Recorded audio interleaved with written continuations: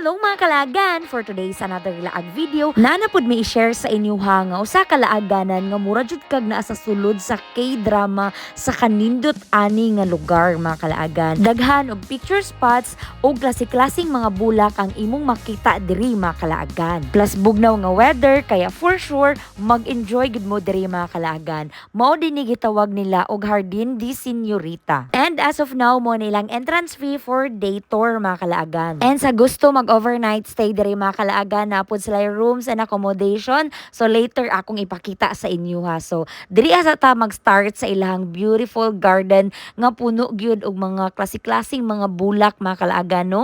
Naapod kay makita diri nga parachute nga display nga pwede gyud kang magpa-picture dira mga kalaagan one to sawa. And as you can see mga kalaagan, very colorful ang ilang mga A houses diri or accommodations no.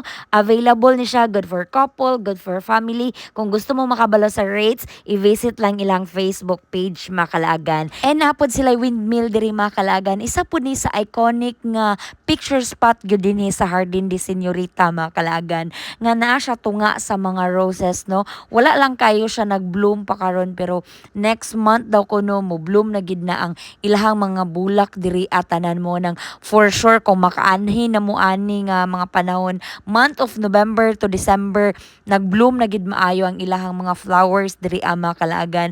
Daghan pa gyud kaayo sila og mga picture spot diri sa Jardin de Señorita mo nang malingaw og masulit gyud ninyo ang inyong entrance fee nga gibayad. So mapura gyud mo og suroy diri sa sulod mga kalaagan no, pero ay kabala ka kay na sila mga chairs diri nga pwede po ninyong ingkuran. So after nato dito sa garden, hinaog mi diri ni J Lord sa may hagdanan mga kalaagan patabok dito sa gitawag nila og Purple Hill. So sa mga naay age na medyo dili na kay siya advisable nga muanhi pa mo diri kay medyo tungason gid pod siya no, pero sa mga ligon pagtuhod hala kumbate kay para nga sulit gid ang picture. So daghan na gyud kaayo kag makita diri, especially gid ani nga part bitaw nga purple flower din ay kanang white nga piano diri mga kalaagan. Mura jud kog nasa sulod sa K-drama, feel na feel gid kaayo nako dira, plus bugnaw pa gid kaayo ang ilahang weather diri mga kalaagan mo nang ma-enjoy gid nimo ang paglaag diri sa Jardin de Señorita. O di ba, very Instagram worthy gid siya nga place no, mao nang pangandami ginang imong OOTD diha girls. Naapo rin sila Eiffel Tower diri mga kalaagan no, di ba daghan jud kay sila mga picture spots dinhi sa sulod. So pwede pud mo mag birthday shoot or prenup diri mga kalaagan kay ga-accept pod sila.